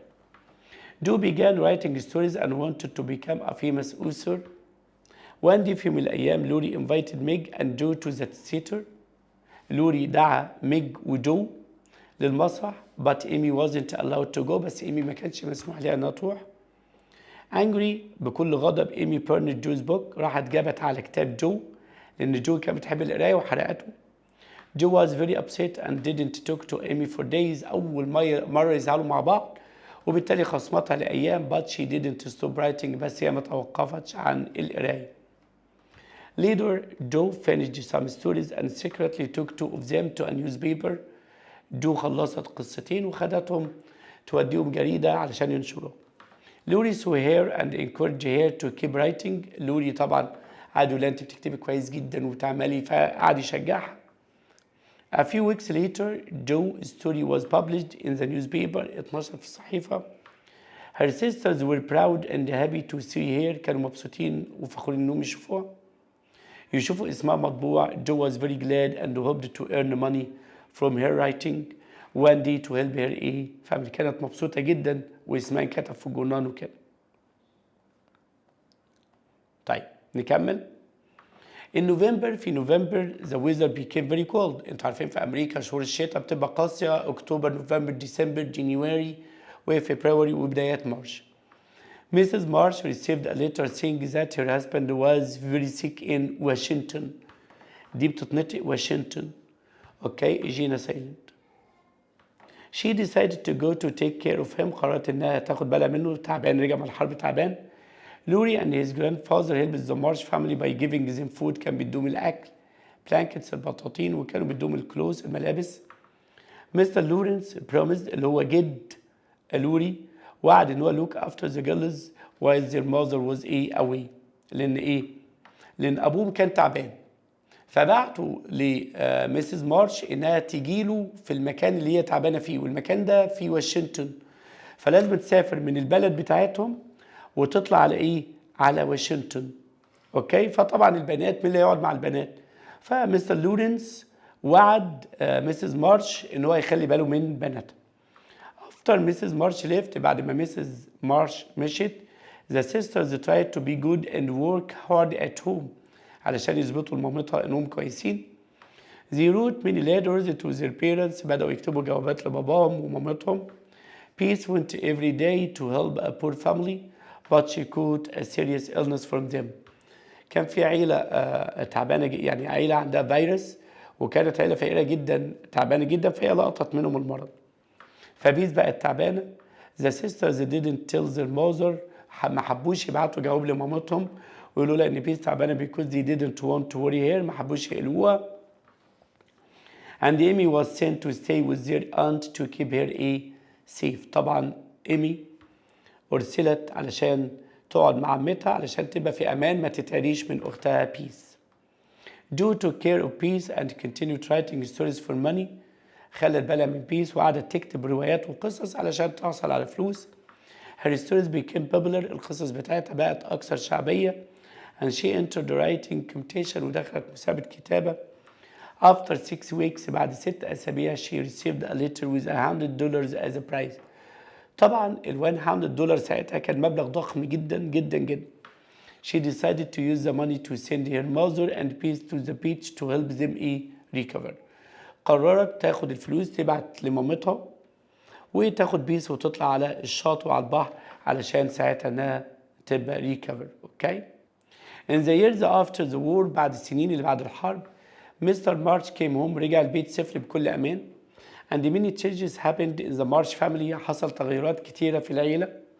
Peace recovered but stayed home to help her parents. Peace طبعا شفيت لكن قعدت في البيت علشان تساعد بابا ومامتها. ميك بقى married اللي هي الأخت الكبرى لوري's kind teacher. اتجوزت من المدرس بتاع لوري and had twins. جابت ولد وبنت توأم. So they were not rich. She was happy caring for her family. يبقى so بالرغم من they weren't rich إنهم ما كانوش أغنياء she was happy caring for her family. Amy made a new rich friends. Amy طبعا عملت صداقات مع أصدقاء أغنياء and traveled to Europe وسافرت لأوروبا writing letters about the beautiful places she saw. طبعا إيمي كانت نفسها تبقى فنانة ورسامة. Do moved to New York to work as a teacher and wrote home about her life there. Lori went to college. Lori راح الجامعة أو راح الكلية and everyone was proud when he graduated. When Do came back home لما Do رجعت البيت she found Peace very sick again. لقت Peace تعبانة جدا تاني. Do lovingly cared for her. Do قعدت جنبيها واهتمت بيها.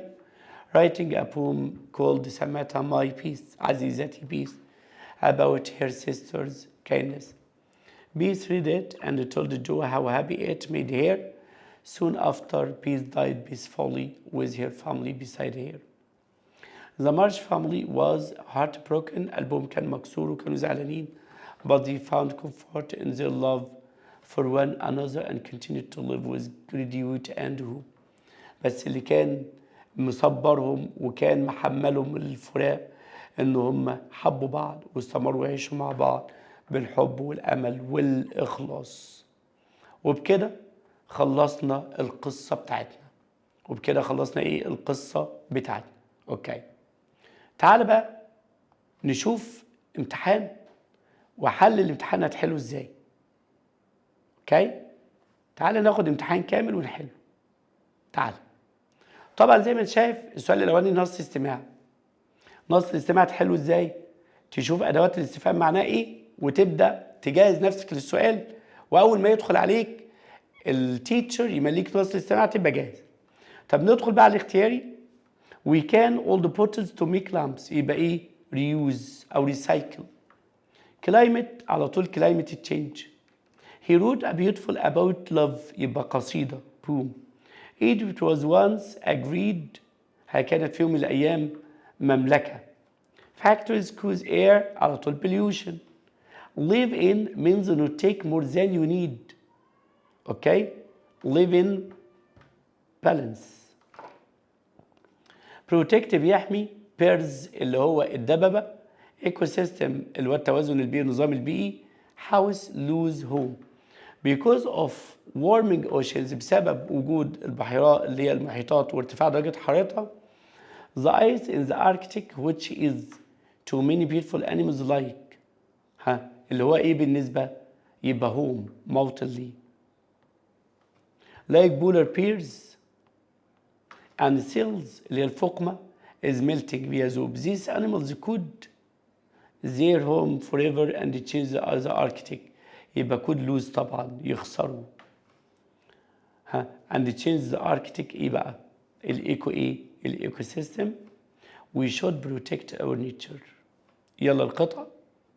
بيقول لي manufacturing in Egypt is an important part of our country's economy. التصنيع في مصر هو جزء هام جدا في الاقتصاد بتاع البلد. We produce goods for both local and international markets.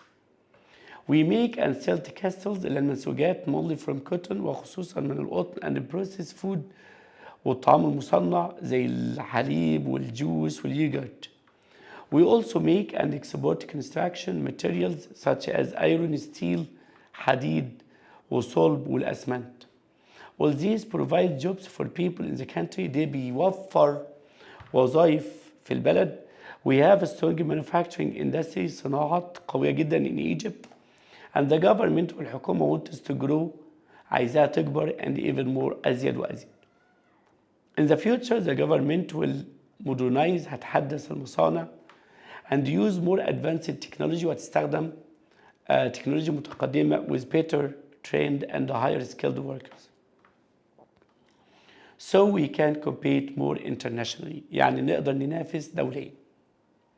If the government continue to invest in the country's roads لو الحكومة فضلت تستثمر في الطرق والإمدادات الطاقة والترانسبورتيشن industry صناعات زي electronics and car manufacturing صناعة السيارات will continue to grow هتستمر في الزيادة.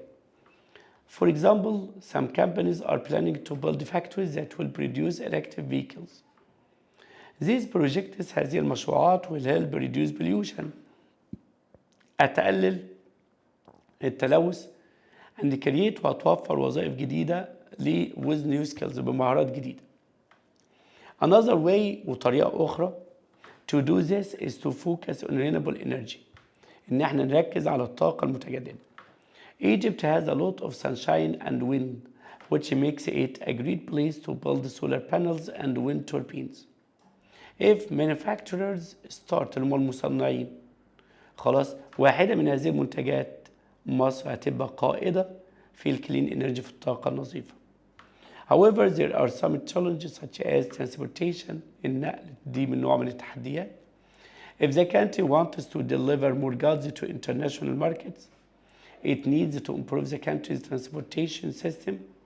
Right now حتى الآن Egypt is working hard to improve this علشان تحسن الكلام ده. If transportation of goods was more efficient, we would be able to sell even more products abroad. We also need to think about the environment لازم نفكر في البيئة and making sure factories reduce pollution to meet international standards. Overall في المجمل the future of manufacturing in Egypt looks bright if we plan and invest carefully. Manufacturing will continue to grow, which will help the country development if we continue to work hard and make changes. Egypt could become a key player in global manufacturing. Why is يعني why is لماذا manufacturing important to Egypt's economy. ليه التصنيع مهم جدا لاقتصاد مصر؟ لأكتر من حاجة. إن هو create new jobs، إن هو reduce pollution، إن هو هيدينا وظائف جديدة وهيقلل الإيه؟ التلوث. أوكي؟ طيب. وممكن أجاوب الحتة الأولانية إن إحنا we produce goods for both local and international markets. وده مفيد جدا للاقتصاد المصري. اوكي طيب what type of goods does Egypt produce؟ ايه نوع المنتجات اللي مصر بتعمل؟ هو جاب لي صناعة المنسوجات وجاب لي صناعة الأكل المعلب اللي هو البروسيس فود. اوكي وكده. What are Egypt's plan for its manufacturing sector؟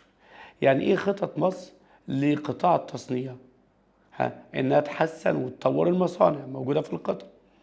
What kind of cars will Egypt produce in the future؟ ايه نوع العربيات اللي مصر هتصنعها في المستقبل؟ هتدور على نوع العربيات احنا كنا قايلين. اوكي طيب. Manufacturing is an important part of our economy. Some projects will reduce. طيب تعال هنا بقى. الجرامر. The homework by the whole class. الهوم work ده يعامل مفرد. هتبقى wasn't ايه done. She speaks French fluently. speaks but doesn't. He go to America next month. هتبقى will be go ولا be able to؟ هتبقى will be able to. They the house before we visit يبقى will have cleaned. The book by the teacher last week هتبقى the book was read. Father me in if I come home late هيبقى father won't let me. يلا مكملين مع بعض بقية الامتحان. بيقول لي he came up with يعني جات له فكرة. He played handball yesterday. played يبقى didn't he. He will get full marks if he studies. I think I a lot by the end of this exception هتبقى will have learned. The story has been told أخبرت اتقالت يعني. السؤال اللي بعد كده الحوار ما بين هاني and منى. Have you seen the new cleaning robot? Okay. Yes of course. أو yes I have. I wish I had one to clean my room. Maybe in the future everyone will. Okay. هاني سأل سؤال لمنى قالت له maybe flying cars or taking a computer. طب what another technology may be in the future. يعني ايه التكنولوجيا الاخرى اللي ممكن تبقى موجودة في المستقبل. اوكي طيب بيقول لك هاني سأل منى سؤال قالت we must use technology carefully. يبقى carefully دي حال للسؤال عن الحال بس البهاو وبعدين في فعل مساعد must يبقى how must we use technology. ازاي ان احنا المفروض نستخدم التكنولوجي. True machines should help us not replace us. Okay that's right. الموافقة في الرأي يبقى that's a right. In your opinion what is the most important technology? I think للتعبير عن الرأي I think the internet. أعتقد إن هنا الإنترنت. بعد كده هو طالب مقالات عن أختار واحد من الاتنين دولت. لما نختار المانيفاكتشرنج in Egypt التصنيع في مصر أو أعمل مقارنة ما بين الترانسبورتيشن دلوقتي وفي الماضي. أوكي طبعا دي القصة بتاعتي لازم أكون عارفها. Amy was invited on a trip to Europe. Amy enjoyed being part of wealthy بقت من المجتمع الثري. Amy wrote letters to her family about the عن ايه بقى الحاجات الجميلة جدا اللي هي شافتها البيوتفul. جو moved to طبعا نيويورك. اوكي ودي الأسئلة ازاي ان غياب الأب أثر على حياة ومشاعر البنات. اوكي يبقى they were kind to each other. they loved each other أحبوا بعض. How did Lori support Joe when he met her after the newspaper visit? He encouraged her to continue in writing. هو شجعها انها تفضل في الكتابة مستمرة. اوكي طبعا هنا جو ما رضيتش تقول لاخواتها عن submitting her stories انها تبعت الايه القصص بتاعتها لجورنان علشان تبقى ايه to surprise them علشان تعمل لهم مفاجأة.